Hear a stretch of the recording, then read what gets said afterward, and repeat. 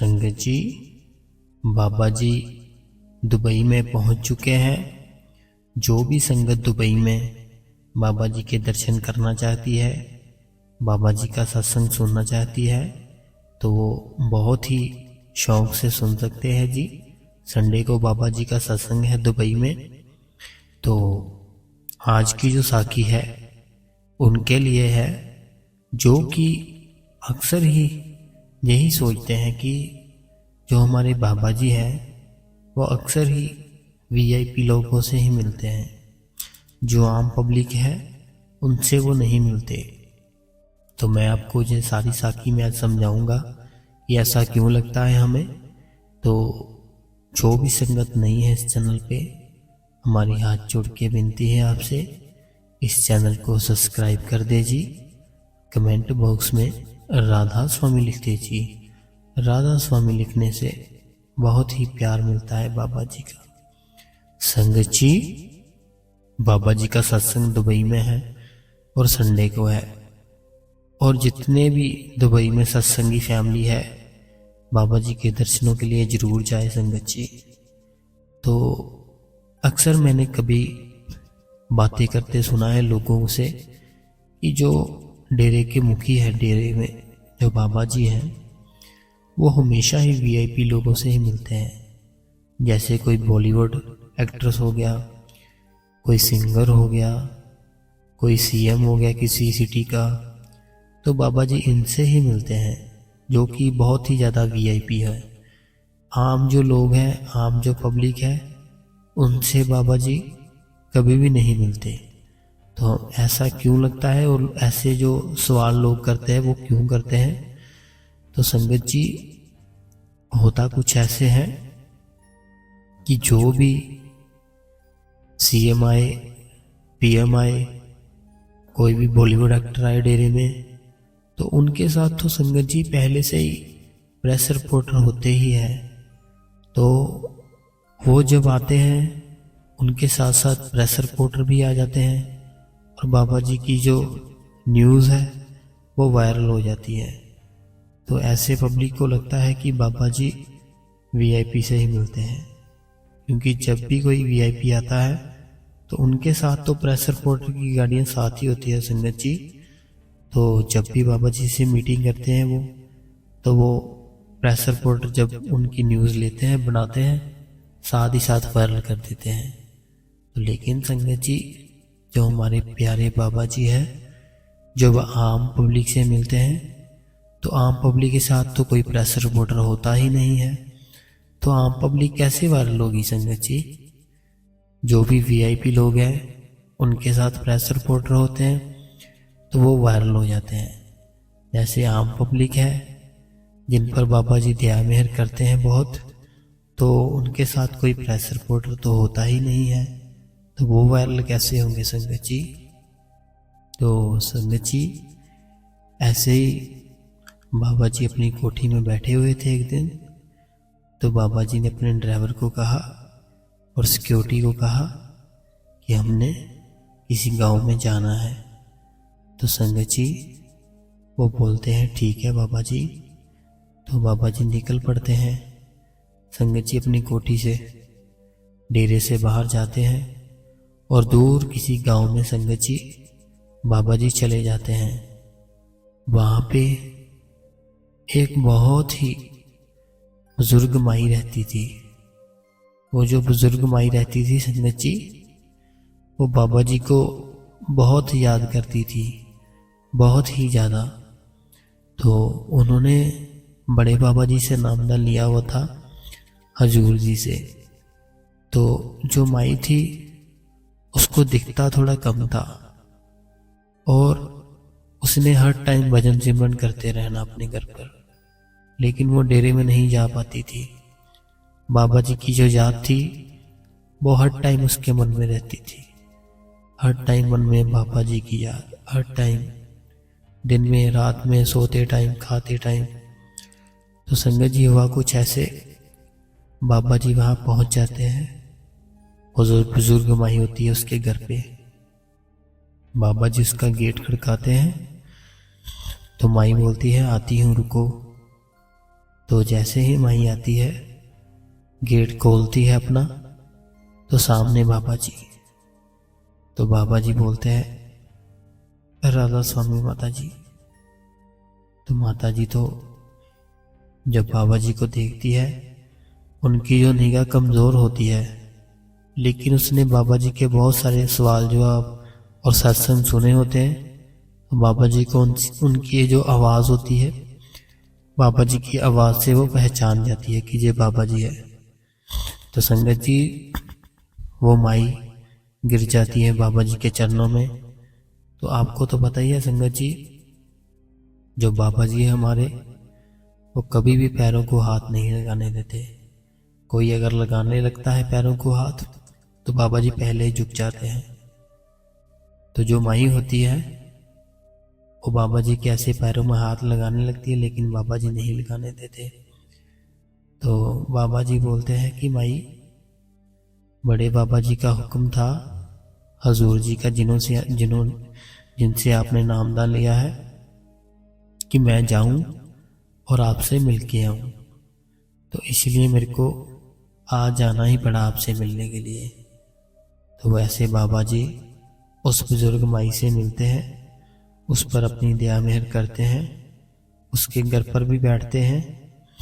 और वो माई होती है जो संगत जी, वो बहुत ही रोती है। वो बोलती है कि मेरा इस दुनिया में कोई नहीं है। तो बाबा जी बोलते हैं, ठीक है माई, तू बोलती है तो कोई नहीं तो कोई नहीं।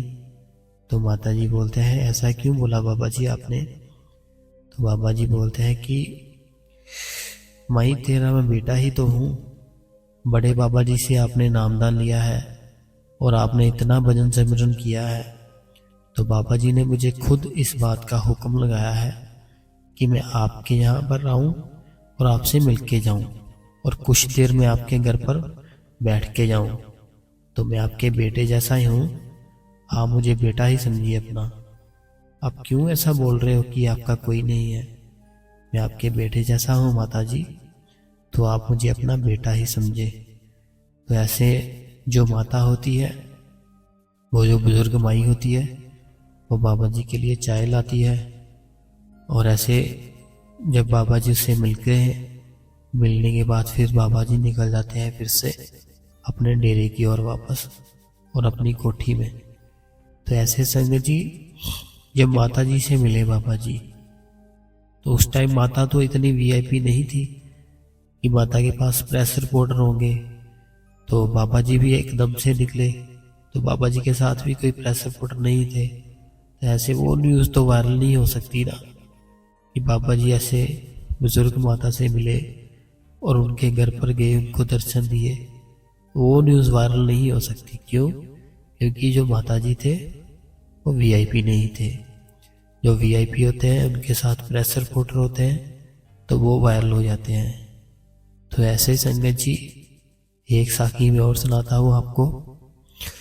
होता कुछ ऐसे है कि किसी राजस्थान के गांव की, राजस्थान था ना जो, वहाँ पे एक गांव था। तो वो जो गांव था, वहाँ पे एक व्यक्ति था जिसने कि बाबा जी से नामदान लिया हुआ था और उसका बूट पॉलिश का काम था संगत जी। और वो क्या करता, उसने अपनी दुकान जब ओपन करनी, बाबा जी का जो स्वरूप लगा होता है फोटोस, वहाँ पे माथा टेकना और हर टाइम उनमें सिमरन करते रहना। बाबा जी की ऐसे उसने दुकान अपनी बंद करनी, तब भी बाबा जी की फोटो की ओर देखना और शुक्र करना और अपनी दुकान को बंद कर देना। तो वो घर से बहुत ही गरीब था, इतना गरीब था कि उसको ये भी नहीं पता होता था संगत जी कि आज खाना मिलेगा या नहीं मिलेगा।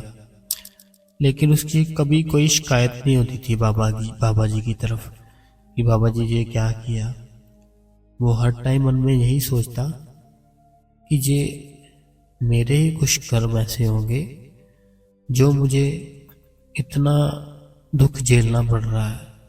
क्योंकि संगत जी, बाबा जी ने बताया है अपने सत्संग में कि हमें जो भी इस जन्म में दुख आ रहे हैं, हमें जो भी टेंशनें आ रही हैं ये किसी न किसी कारण हमारे पिछले कर्मों का ही सब लिखा है।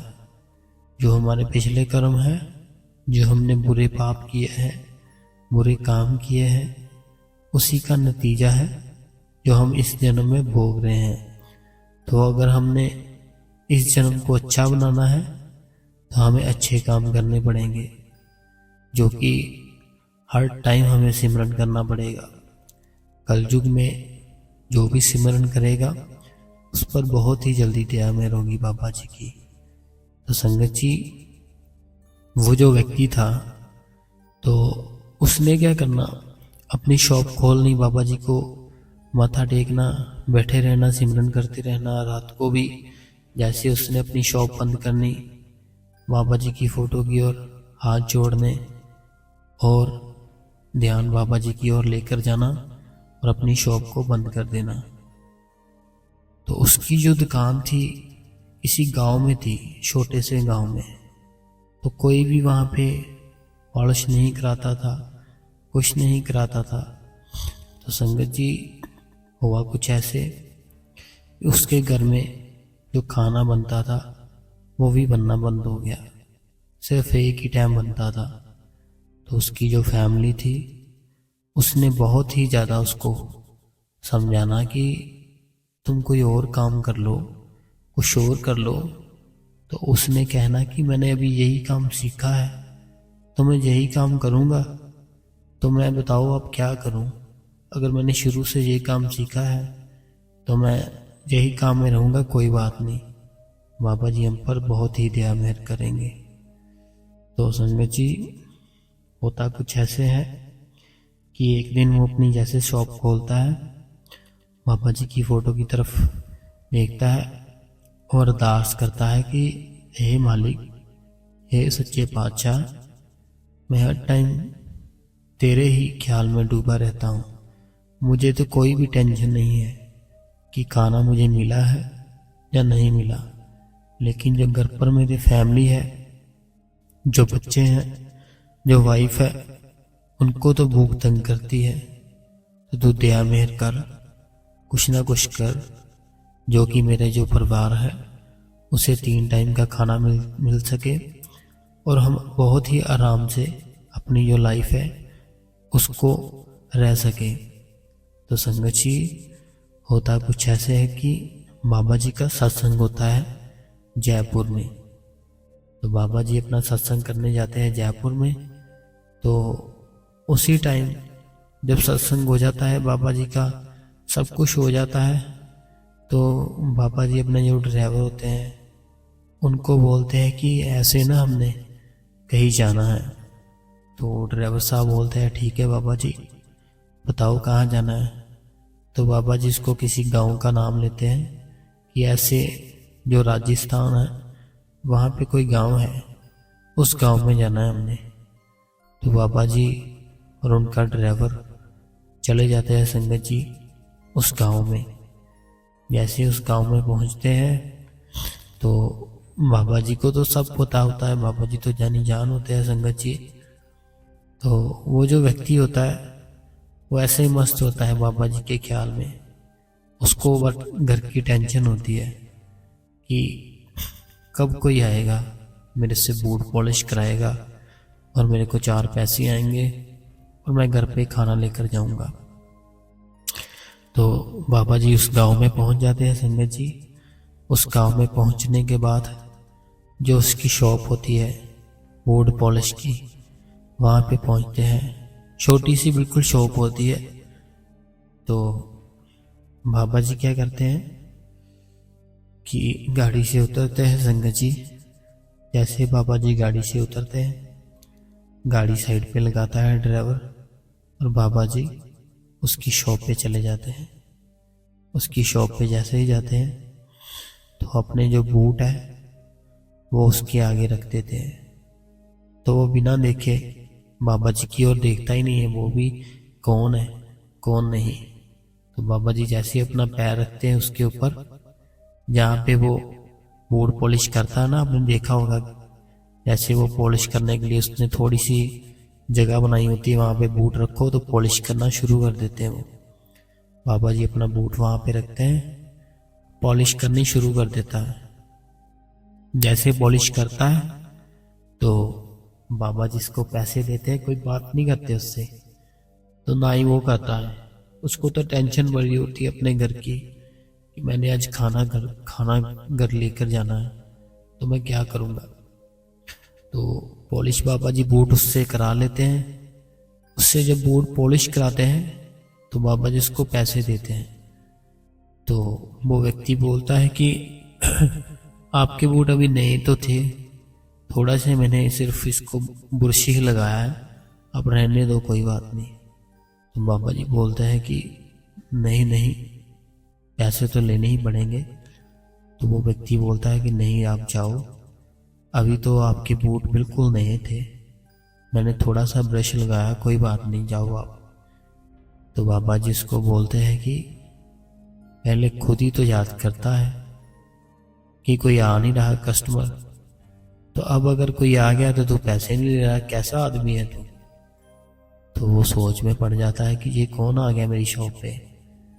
ऐसे संगत जी, मैं एक बार फिर से रिपीट करना चाहता हूँ कि बाबा जिसको कहते हैं कि तू खुद ही तो याद कर रहा था कि कोई कस्टमर नहीं आ रहा, मैं खाना कैसे लेके जाऊंगा घर पे, और खुद ही अभी बोल रहा है कि मैं पैसे नहीं लूंगा, तो कैसा आदमी है। तो ये बात जब सुनता है वो फट से अपनी शॉप से बाहर आता है। तो जब संगत जी वो देखता है सामने बाबा जी, तो वो गिर पड़ता है चरणों में। जैसे चरणों में गिरता है, बाबा जी इसको उठाते हैं और गले से लगाते हैं अपने कि अब तू टेंशन न ले किसी भी बात की, तेरा जो भी काम है, जो भी तू करता है, तेरा यही काम चलेगा, कोई बात नहीं, तू टेंशन न ले। तो बाबा जी इसको पैसे देते हैं संगत जी।